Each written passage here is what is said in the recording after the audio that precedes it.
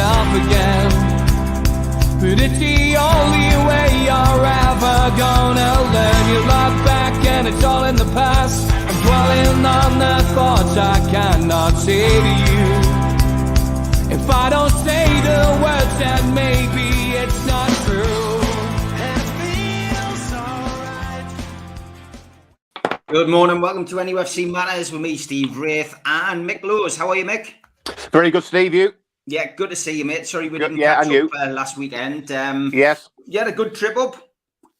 Yeah, I did. Yeah, I was just saying to you that I made the mistake of coming straight back from the game on the Saturday night after the Forest game and bumped into half of Nottingham on the train, which wasn't particularly wasn't the best wish in the world. But no, it was great. It was just to see first game of the season. You know, I've seen 20, 30, however how many it is. And you always want to be there, don't you? First game of the season. There's always something, something special about it. It's always, the weather's always good. Everybody's always exciting. Then, of course, we win the game as well. So, no, it was perfect. And see a lot of people, a lot of old friends. And, as I always say, it's a special place for me and always will be. Yeah, fantastic. Good to get off to a winning start as well. Yeah. And Newcastle, of course, down at the Amex yesterday, and not a happy hunting ground for Newcastle at the best of times. And we got away with a point, which continues an unbeaten run, which is always good to see. A little bit shot shy up front. Callum Wilson, of course, having a goal chalked off for high feet. And had it not been for Nick Pope, Newcastle may have come away with a defeat in the second game of the season. What was your views on yesterday's performance? Well, yesterday, I mean, just in terms of yesterday on its own, I would probably say the most impressive people or the most impressive person as far as Newcastle are concerned were the 3,100 who in 32 degrees and no railways and no way of getting there any time soon. Newcastle fans able to get to the Amex on a Saturday afternoon, which it very rarely tends to be a Saturday afternoon. So the fans, undoubtedly, that they always, we always say, don't they, 12th game, whatever, ever, but just fantastic, amazing, to have that number of people in a ground, and then throw in the weather, throw in the fact that there are no trains, fantastic. As you say, the footballing side of things, not the best in the world. But you know what it is? I've just written on a piece of paper here. I'm over-egging it, without a doubt, over-egging it. But I'm almost looking at the two words perfect and start, because I think in many ways it is the perfect start. Yes, it's not perfect in the truest sense of the word, but you've got two games, you've won one at home, you've got a draw away from home. They always say win one at home, get draw away. We haven't conceded a goal. Yes, you're absolutely right. We're a bit toothless. We can talk more about why we should be scoring more goals. But at the end of the day, we've beaten Nottingham Forest at St James's, first game of the season. And then we've gone to the 9th best team in the Premier League last season, who were a tough game away from home. As you say, we're a bit of a bogey team. We've got a poor record on the South Coast. It's 32 degrees. It's a hell of a slog down there on a Friday for the players, for Eddie Howe and the boys. It's against a very tough team who'd beaten Manchester United the week before. Now, obviously, that form hasn't exactly franked after last night, but at the same time, we've got a draw out of Brighton and Hove Albion, which, as whether people like it or not, is a good result these days. So I think we've got to look at the first week of the season, and if you're Eddie Howe and you're the lads, you've got to be happy. You've got to be happy. We're whatever we are, third or fourth at this minute in time, but we haven't lost a game. We haven't conceded a game, and we're unbeaten. Happy days. It'll change again next Saturday, but it'll change the Saturday after that, and it'll change after the other 36 after that. But at this minute in time, after two games, as far as I'm concerned, we could not have done any better. Yes, we could have won at Brighton, but I didn't genuinely expect it to happen. So let's just have a look at it and have a think about it and say, we're an awful lot better off than we are a team at Old Trafford. We're an awful lot better off than a team at a million miles from here at Leicester City, etc., etc. So it's been a decent start. John Justice Allen, morning from QTech, says didn't agree with Wilson's goal being disallowed. Defender was nowhere near his foot when the contact was made. How can an overhead kick ever be scored if you're not allowed to raise your feet head height in the box? What did you make of that decision, Mick? I think the problem is that it's basically what comes around goes around in football. And while we do have VAR and there are machines, then there will be occasions where it's out of the hands of the referee and VAR will dictate what's happened. But there still will be an element. There will still be an element of football, not an awful lot, in terms of refereeing, where the referee's own particular eyes and mind of a situation will change from referee to referee. So the referee on that occasion called it straight away, so VAR wasn't involved. Now, there'll be an occasion in 2 weeks' time when he will do exactly the same, Callum Wilson, and the referee will let it go. Now, it'll probably come back for VAR. What we don't know is for definite is whether VAR would have pulled that back yesterday had the goal been called. Do you know what I'm saying?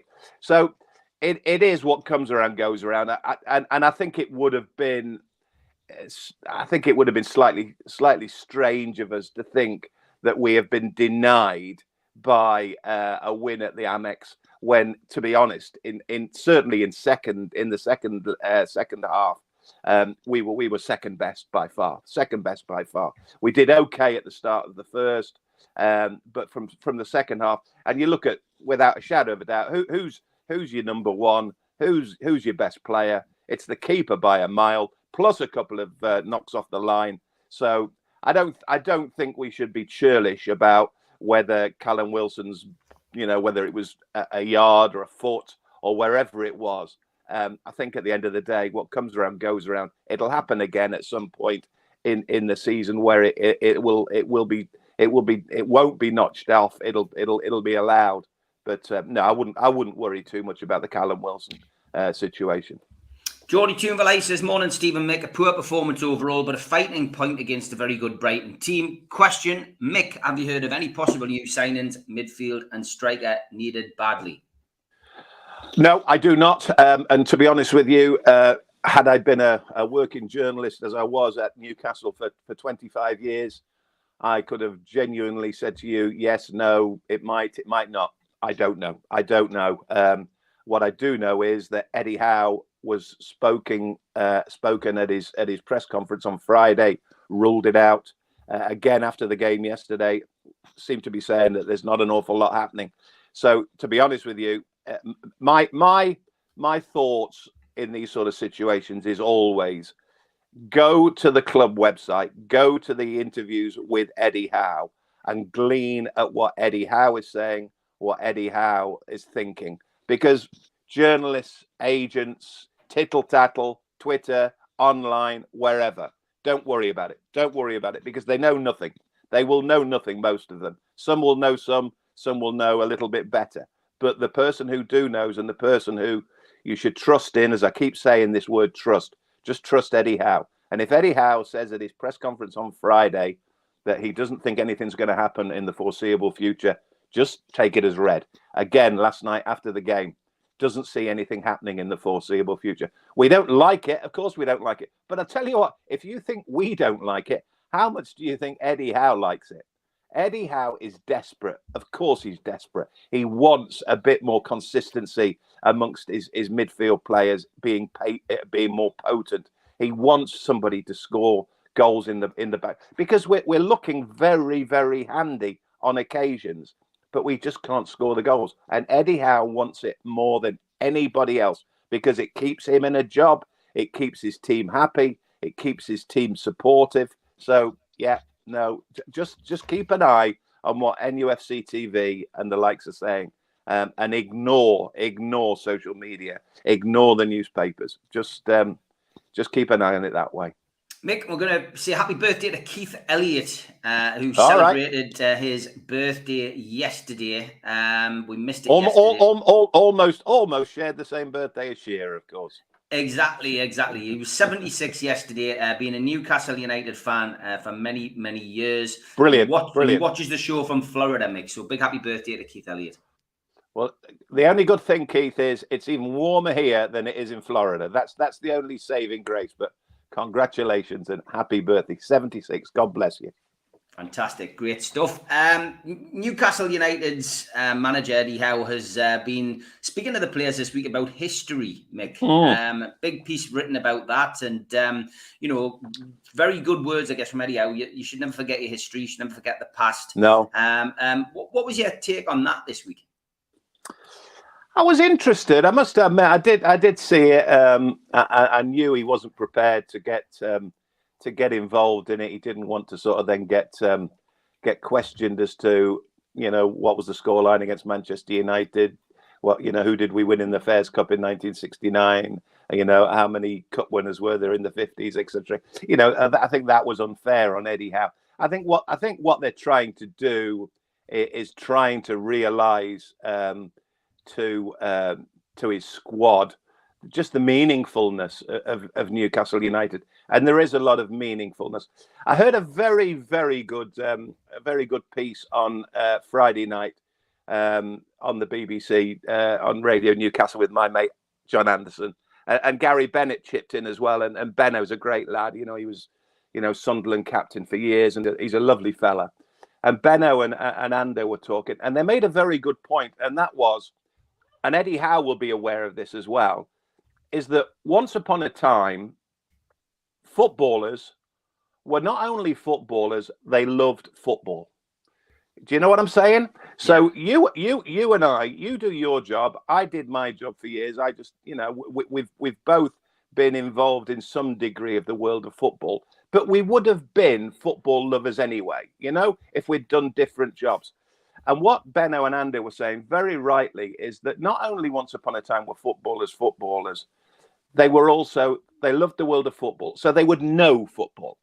So if they went to Newcastle United, if they were signed by Newcastle United, so for instance, if they were, I'm just trying to think of a random person, somebody like Bob Moncur from Scotland, for instance, they would know everything about Newcastle before they got there. They would know Newcastle were the 50s FA Cup winners. They would know that the manager was so-and-so. They would know that they are a passionate set of supporters, almost second to none in the country. They would know that they wear black and white stripes. They would know that St. James's did this. They would know that it's called the Toon. They would know all the famous things about Newcastle United. They would know Newcastle in the same way that when I was a kid, before I came to Newcastle, I knew Newcastle. Now, the problem that you've got nowadays is footballers don't think like that, because they have a different mindset, but B, think about this, a lot of them are overseas and foreign players, so they're not going to have a knowledge. They're not going, Miggy Almiron is not going to know an awful lot about what happened with the history of Newcastle United. So too ASM, so too Bruno to a lesser extent, so too Sven Botman, if you like that, so too Dubravka. Think of all the they have no real history of Newcastle United. So in that sense, it's important. It's important. It doesn't do any harm to sit down for a couple of hours and say to your squad, look, if you've never thought about this, have a look at this video. Have a look at the fact, because they might not know. Did you know that Chris Waddle was once a player at Newcastle United, one of the best players in the world at the time? Did you know that Peter Beardsley was a great, great player?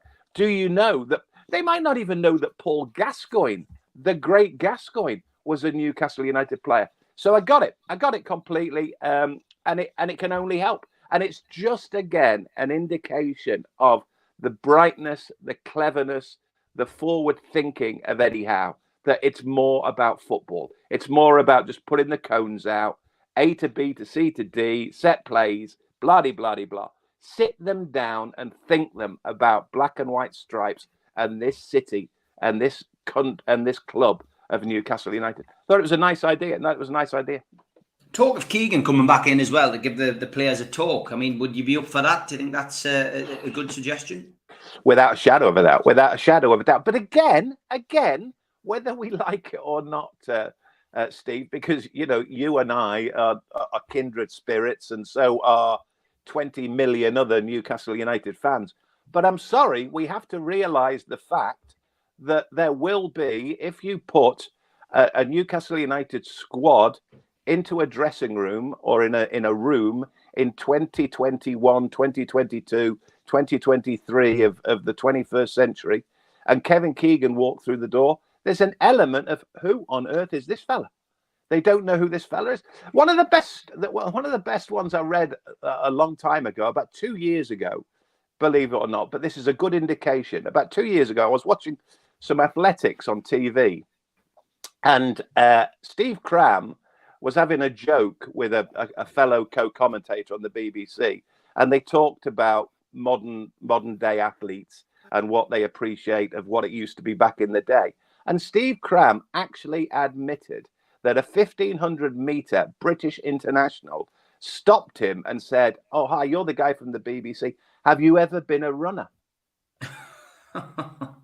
and he just laughed. And honestly, why would a 19-year-old or an 18-year-old, so he's probably not even born until the age of 2003, 2004, and Steve Cram is attempting world records and winning Olympic golds in the 80s, why would he necessarily know him? So again, Keegan can walk through the door at Long Benton, and there might be one or two people saying, "I'm sorry, who is he again?" Mm-hmm. It's a moving, it's a revolving world. Everything's moving all the time. Yeah, it definitely is. Interesting stuff coming out of Newcastle with that this week. FIFA says, question for Mick. With our wingers not assisting or scoring enough in the last 3 seasons, leaving Wilson with a lack of attempts, why hasn't that been sorted? Because wingers score more, says FIFA.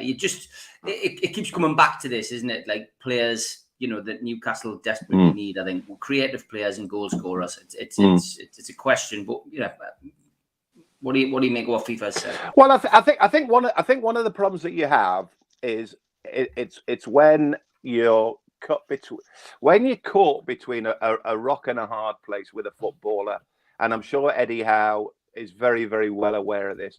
But in two wingers, whether people like it or not, they are both a bit Marmite-ish, but they are definitely. You could sit down in the pub at lunchtime today, and you could have 100 people, and 30 would say definitely love him. 30 would say don't mind him. The other 30 would say get rid of him. But we have two wingers. Let's call these two as wingers, if they are essentially wingers. They're not really wingers. But we have Alan Saint-Maximin and Miguel Almiron. Now, Almiron has come on leaps and bounds in the last 6 months under Eddie Howe and looks a much better player, but is still dramatically inconsistent and annoys you. ASM is exactly the same for exactly the same reasons. But both of them, if you're a coach, if you're a player, if you're a supporter, you're sitting there scratching your head thinking, do we get rid? Do we find a new one? Or do we think that the penny will drop? Do we think?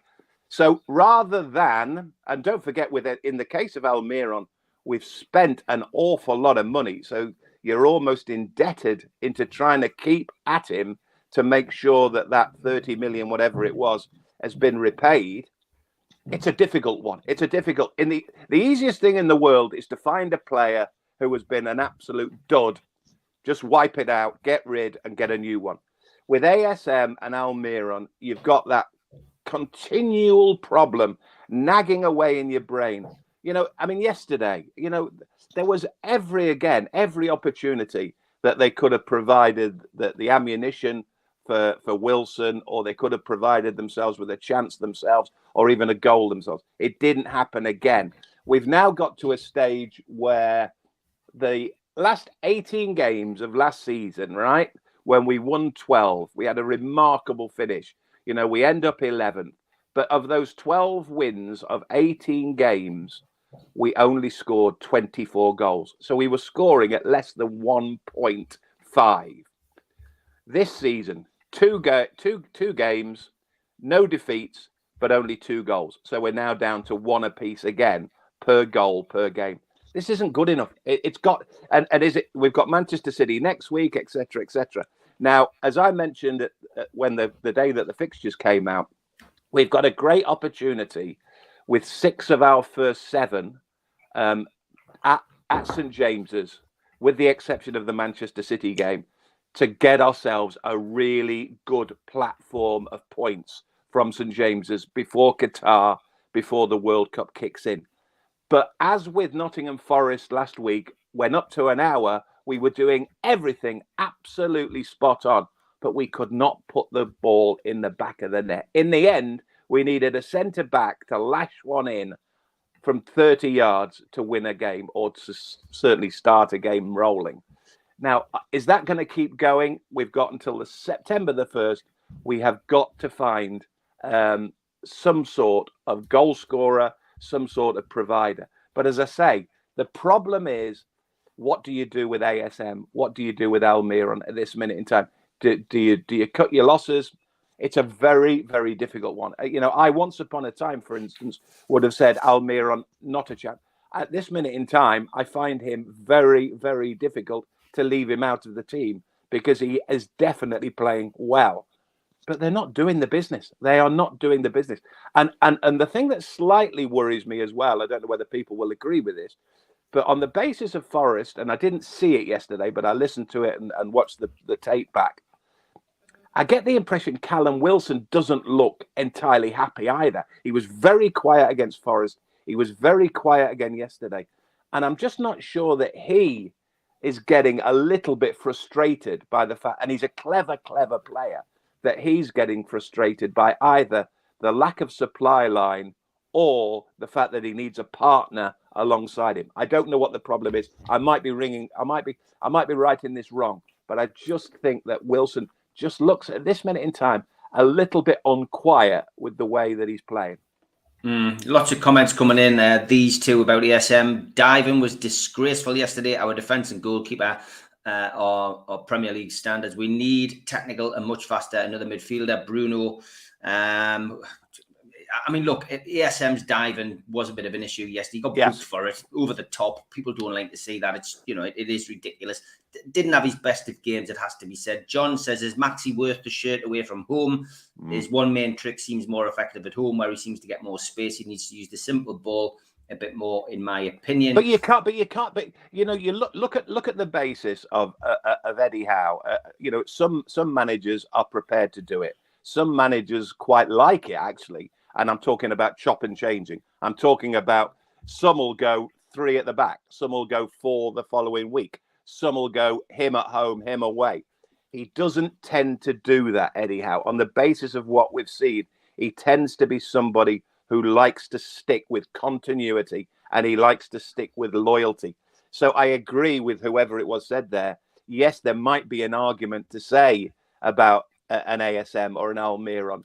Let's leave it away from home, but at St James's, let's keep it. But you can't, I personally, you can't keep doing that. You can't keep chopping and changing. You want continuity. You want an 11 that's used every week to walk out at that white line and think, he's the guy to my right, he's the guy to my left. We're playing well, we're doing well. Let's not change it for the sake of changing it. And certainly, let's not think that, we'll be kind to ASM. We'll let him play in front of 52,000 and fantastic Geordies, but we won't send him to the tough lines. We won't send him to the tough places. We won't, we won't let him, we won't give him the option of not going to Man City or not going to Arsenal.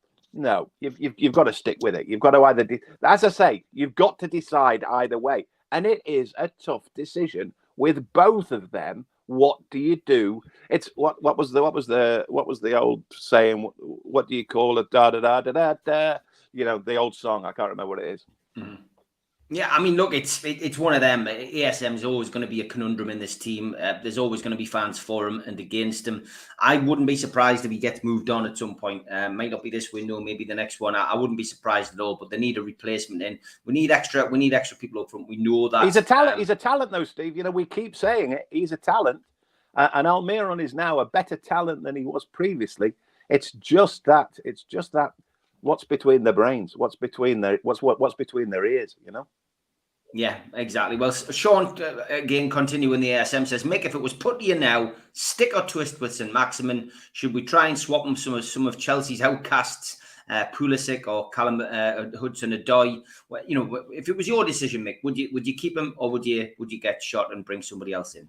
Bottom line is, as always, only ever improve somebody who is better than what you've got. And again, that is a quandary for Newcastle and Eddie Howe, because there is a talent in there. And people can say Hudson-Odoi, somebody can say Tom, Dick and Harry in France, or Tom, Dick and Harry in Spain, or somebody in the Championship or whatever. But unless you're guaranteed, unless you get and by that stage, when you get to the levels of, say, ASM, you've got to get proper players in, because he is a talent. So yes, if you can find one, if you could say to me, I mean, let's for instance, this is purely philosophical. If you said to me, would you get rid of ASM and sign James Maddison? It's a no-brainer for me. It's a no-brainer. But if you said to me, get rid of ASM and sign Hudson-Odoi, not really. I'm not sure. Don't know enough, you know. And if as well, if the Chelseas of this world, or the whoever's of this world, are letting players go, then that doesn't sort of suggest to you, or let them loan, that doesn't suggest to you that they think they're the greatest in the world anyway. Honestly, it is such, you know, Eddie Howe, what was Eddie Howe? Difficult market, high prices, very limited availability. Those were his three watchwords, and that was 3 weeks ago, a month ago. In terms of transfers, it hasn't changed. We know when it all changes. We know this every time, every year. We know when it changes. It changes when push comes to shove on the last 48 hours. You can bet your life there's every chance, Steve, that we'll be sat here with the August 28th, 29th, and you'll know for a fact something will happen before September the 1st, because people who've been playing silly buggers for the last 2 months will suddenly realize that they're gonna get left with somebody who they don't want and they need to get rid of, and they've been offering stupid money, and all of a sudden they'll say, right, you can have him. Yeah. Okay. John says, does Mick think that the team's improved quicker than expected? We look a million miles better than early last season, and it hasn't taken that long, in my opinion. But yes, we need to get to the next level. Absolutely. I mean, but we saw enough of that. Last season. You know, I mean, probably the Arsenal game, final game of last season, was better than anything we've seen this season already. Yes, we've brought in Botman. Yes, we've brought in a goalkeeper who, on the basis of yesterday, looks a very talented player, but that's on the basis of one game. So, you know, yes, we've made improvements on top of the improvements we made at the end of last season, but without a shadow of a doubt. But this going back to everything we've just said for the last half an hour, that's what makes it so much more frustrating, and it is for Eddie Howe, that as against Forest a week ago, we absolutely battered Forest, absolutely battered them. But it got to an hour, and you're thinking, do you know what it is? This might end up 0-0. Now, that should never happen. That can't happen. They can't keep doing that. And you could do that against Nottingham Forest out on the basis of what Forest did last Saturday. But if you're playing against better sides, not only will you not score, they will concede. That, you know, they will score at some point. So you'll have to suddenly, never mind just win one, or even two. You might have to win 2s and 3s. So that's what the danger comes in. So as good as it's been, you know, it's frustrating. But, I mean, being picky is just being picky. We should just be grateful of what Eddie Howe's done in the last 10 months anyway. So, you know, as I say, it's just frustration. It is. But we've got 4 points in the bag, 2 games, 2 clean sheets. Be happy. Thanks to our sponsors, Skips and Bins. Telephone 0800 25 45 25 3. Email inquiries at skipsandbins.com. Website www.skipsandbins.com. Easy contract free and pay-as-you-go waste collection. Thanks to Darren Baldwin Funerals. 304 Old Durham Road. Telephone 0191 478 2730 or email Darren direct at darren@darrenbaldwinfunerals.co.uk. Website of the same name, www.darrenbaldwinfunerals.co.uk. Thanks to Garden of Healing Dispensary, CBD hemp and cannabinoid specialists, www.gohd.com. And thanks to Mr. Vicky's Sauces, handmade in Cumbria. You can find them on mrvickies.co.uk or by calling 01768 210 102. Thanks to Away Day Clothing and thanks to Media Arts for all the help with the video side of things. Thanks to qtechshop.co.uk, the makers of pool tables and snooker tables and walls in Newcastle, and the guys who run our website, NUFCmatters.com. If you want to subscribe, hit the NUFC Matters logo in the bottom right-hand corner. You can subscribe for free. Hit the thumb up to like the video and click share to your other social media. We're also available as a podcast. Usually goes up 24 hours after the show on iTunes, Spotify, and the rest. We also support the food bank on this show with the Matchday Bucket. NUFC fans, foodbank.co.uk is where you can make a virtual donation. Don't forget as well, Peter Beardsley Soccer School is running throughout the month of August. For more information, go to peterbeardsleySoccerSchool.com. And if you want to get a free car sticker, email john@nufcmatters.com and he will ping you one out if you are a subscriber. And if you want to join, click join underneath the video or put your smartphone over the top of the QR code and you could become a cult member and get a cup, a pen, a membership card and a scarf and entry into the monthly draw. And don't forget, football prizes are still running there. Callum Wilson's shirt, we're advertising this for them this week. If you want to enter the raffle, it's $2.95 and I will stick the link in the chat over the next half hour. Don't miss out. Nice little prize that. Just want to talk to you, Mick, about the Matt Target injury. He obviously had a dead leg from the Forest game, and we got a little insight into what Eddie Howe's wave around the centre half problem is. He dropped Dan Burn into left back yesterday. Well, I'll tell you what it is. It's a good point you make, but also I'll tell you what, if you think that's an interesting quandary for him, there's an even better one next week against Manchester City, because the question now is, of course, because Botman's played very, very well yesterday. Obviously, he's a £33 million player, and Dan Burn's gone in at left back. You know, yes, it's an ideal sort of it's an ideal way of doing it because he's played at left back, but not only that, he's played left back at that stadium for that opposition. So he knows inside out Brighton and Hove Albion playing at left back. So it's a perfect situation. Now, what happens in a week's time, Steve? What happens in a week's time when Matt Target is an authentic, genuine left fullback? He's not a centre back who can play at left back. He is a proper left back. He's been a proper player ever since he joined the football club on loan from Aston Villa. As a result, we signed him full time. He's done absolutely nothing wrong, Matt Target. He's a top player. He's very, very accomplished. Steady away.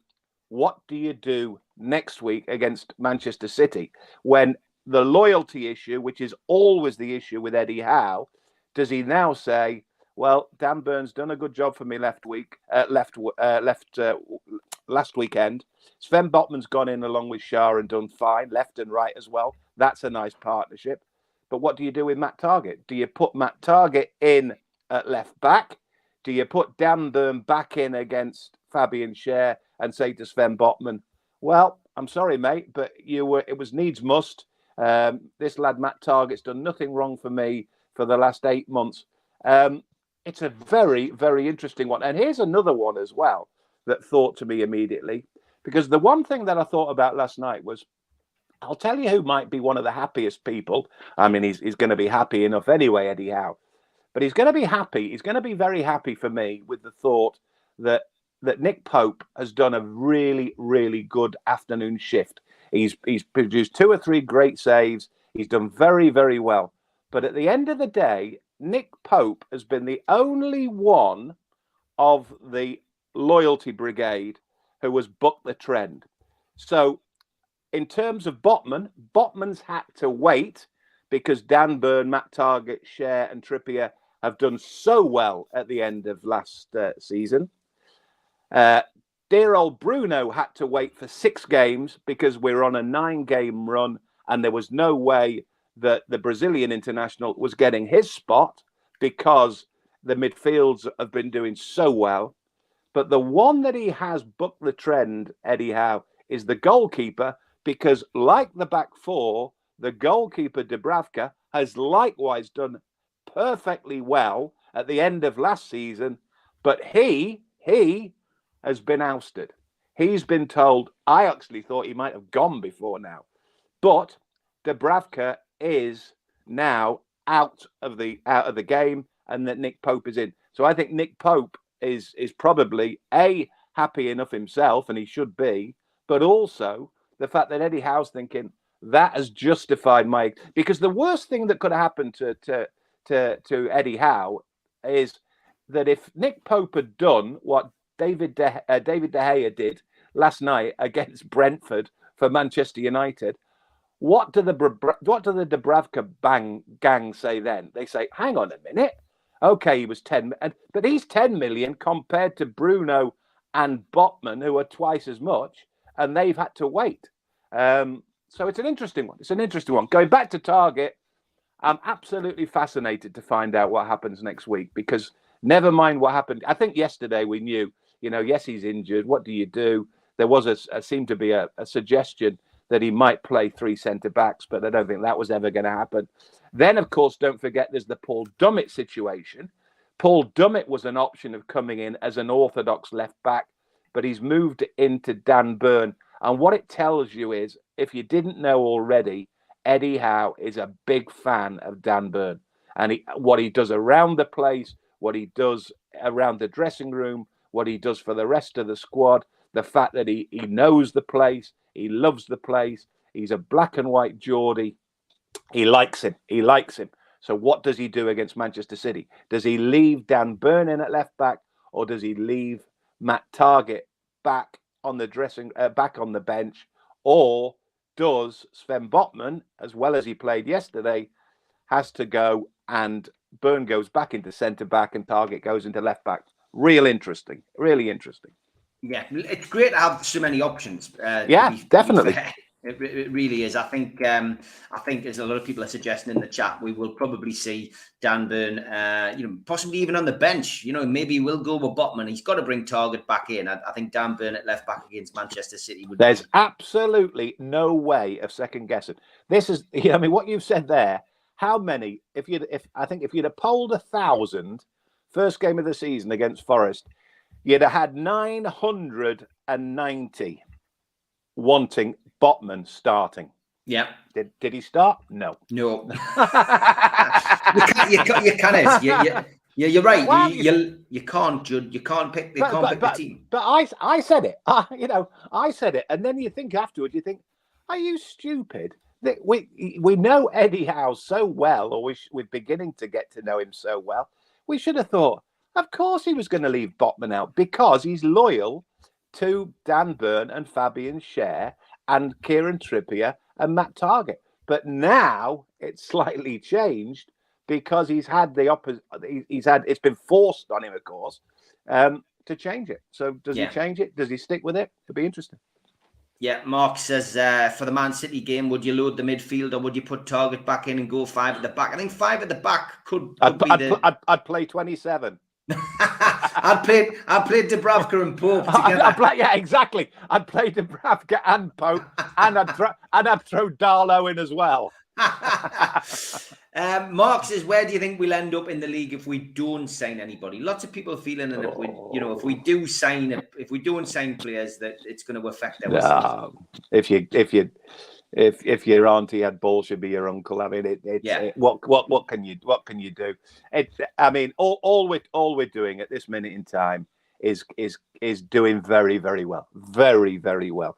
As I said, I said right at the start, perfect start is overstating it. Perfect start. It's not a perfect start, but it's pretty as, if you'd have said to me, if it had said to you, if we'd have said to 100 people beforehand, would you take a win against Forest and a draw against Brighton? You would go bingo, absolutely bingo.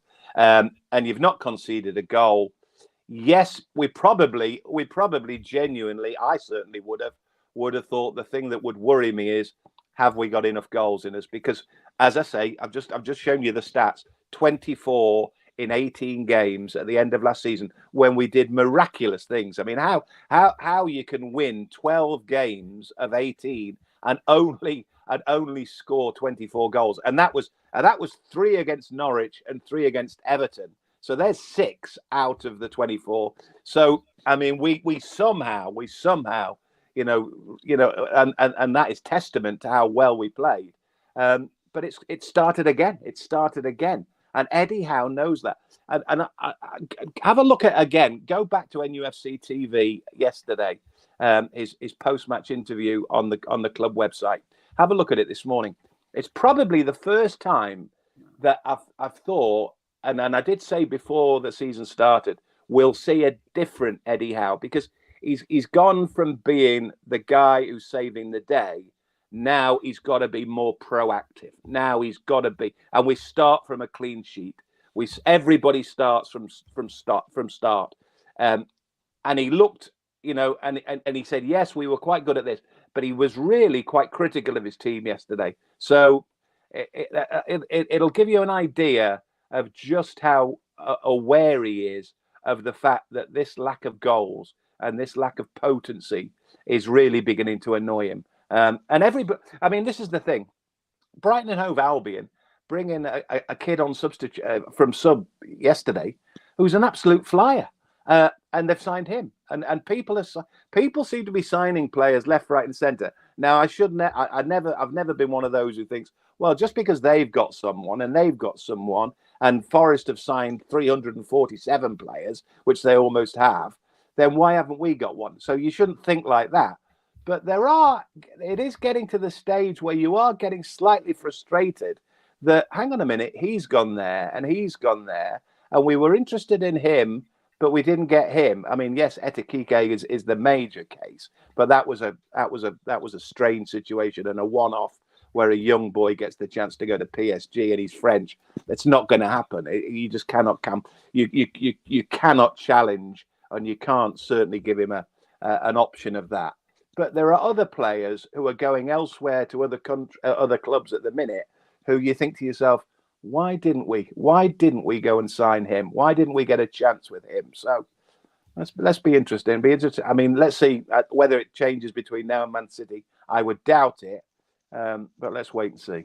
Yeah, and a lot of it comes down to what you were saying before as well. Only pay attention to NUFC TV and what Eddie Howe says, because a lot of these players that we are being linked with come from journalists who know nothing or very little. And agents, as I said yesterday, and agents and busybodies and Twitter brigade. I mean, there's a couple of people online. I mean, honestly, I know it drives you nuts, Mick. We've had words about it ourselves. They should be hung and, oh dear me. Anyway, there you go. Listen, mate, it's one of them. We've just got to get used to it, mate. It's part of the modern world. Unfortunately, it's not our cup of tea, and we know where we get our information from. And if you want to wind yourself up, follow some of them Twitter brigade, because it will drive you up the wall. Just want to talk about Jonjo Shelvey. Obviously, I was going to say about him. Yeah. Got himself into great shape this pre-season. Full of hope. Now out for 3 months. Eddie Howe talking about putting him in the 25-man squad anyway. Is that the right thing to do? Great question, and a great question. Whoever asked it, whichever again, I'm not going to knock journalists. I was a journalist for 25 years, and I'm not going to say that that they occasionally they do get things wrong, but in the main, the journalists and the press gang at Newcastle are very, very good. And the right question. When you listen to Eddie Howe's press conference, you will hear the proper people say the proper questions. So let's not denigrate journalists, because the vast majority of them in the Northeast are good lads, and they're good workers, and they've got good information as well. And this question was asked, and it needed to be asked. And the reason I was sitting there thinking, it wasn't not so much about how is Jonjo Shelvey, do we do this, do we do that? straight away, my question was, do we put him in the squad? And it's not just because do we put him in the squad because he's now out for 2 or 3 months.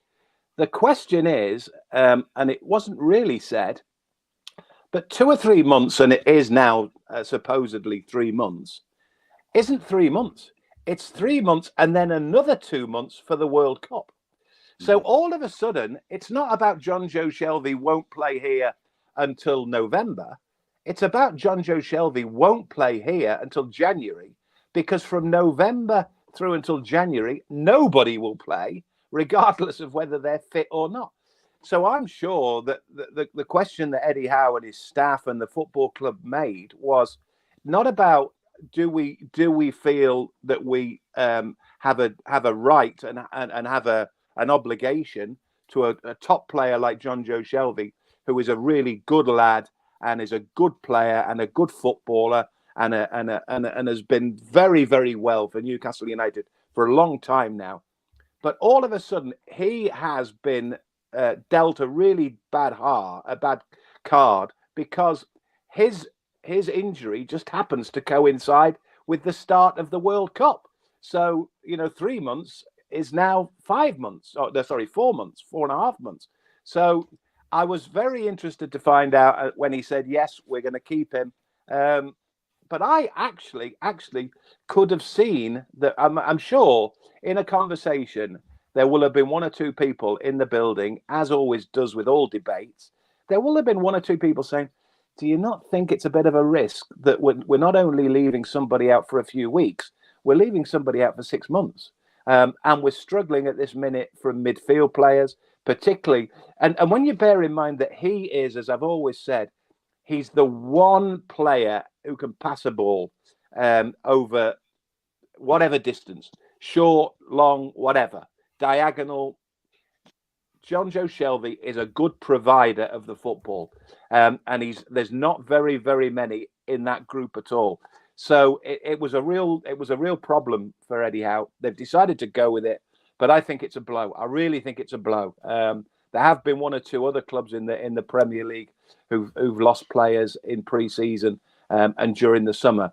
But he's a big blow for us. He really is a big blow for us. I think if we're talking about, why aren't we doing this? Why aren't we doing that? I'm pretty sure before now, Jonjo Shelvey would be in Eddie Howe's starting 11, along with Bruno and another to play in midfield to try and provide the ammunition for the goal scorers.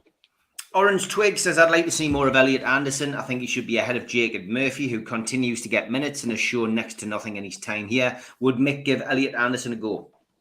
I think without a doubt, because I think sometimes it gets to the stage where you have to change it.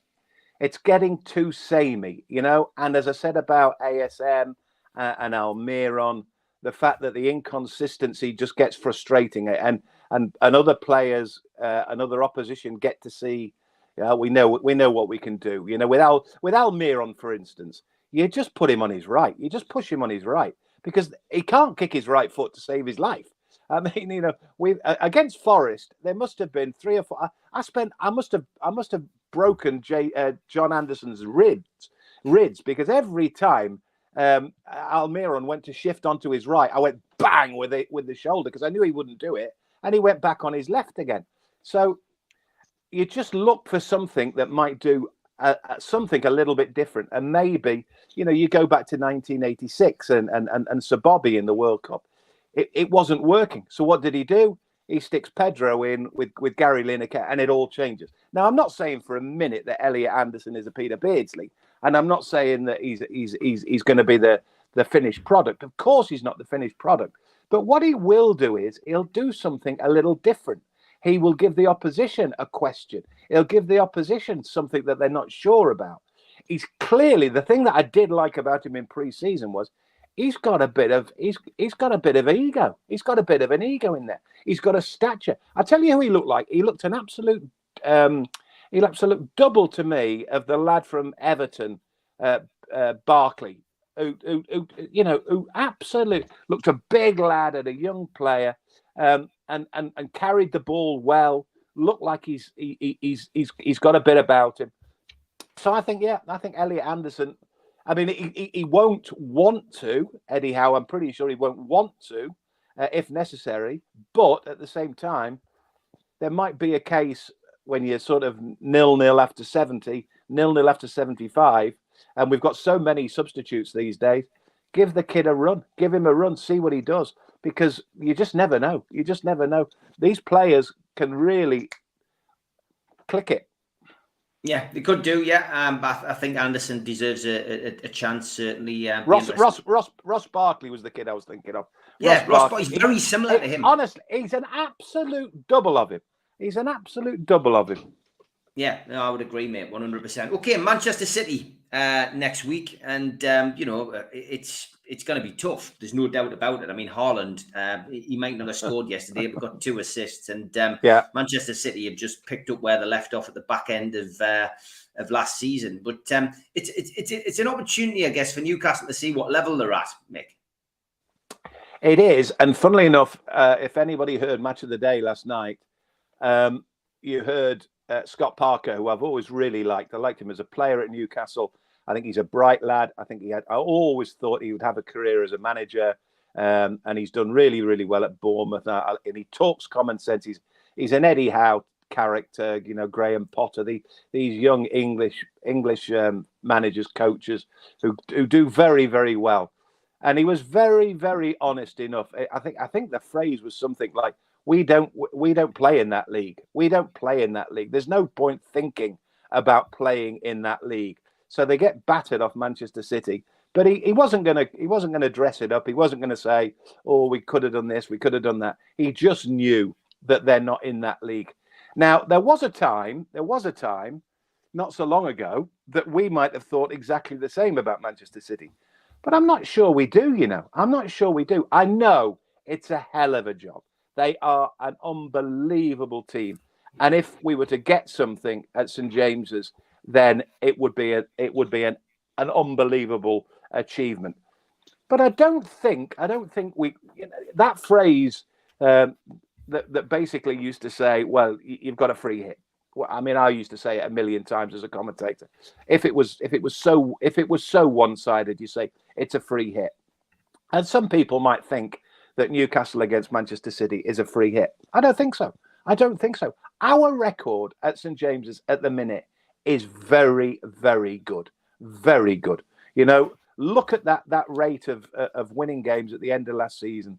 Yes, we lost against Liverpool. But other than that, we put people under the sword. We really do. Arsenal, I mean, it's not the same Arsenal side that there is now. They are much, much better these days. But we beat Arsenal at the tail end of last season. Manchester City will be better than Arsenal, of course they will. But do you know what it is? It would not be the strangest thing in the world. It's going to be incredibly difficult, but it won't be the strangest thing in the world. And it's all down to 52,000. It's all down to the black and white lads on the stands that will make a big, big difference. So let's see. Prediction, Mick? Let's talk about it next Saturday morning, Because if we talk about it next Saturday morning, we might have a midfield player and a centre forward bought on Tuesday and Wednesday, and it might be a different world. Great stuff. As always, Mick, thanks for spending an hour of your day talking to me and no everybody worries out there. And I'm back tonight. I'm doing a double shift today. I'm doing one with Penman and Mitch, 6 o'clock tonight. If you want a double dose of NUFC matters, we'll have the guys back on. Mick, great stuff. See you next weekend. And you, pal. Take it easy. See you later.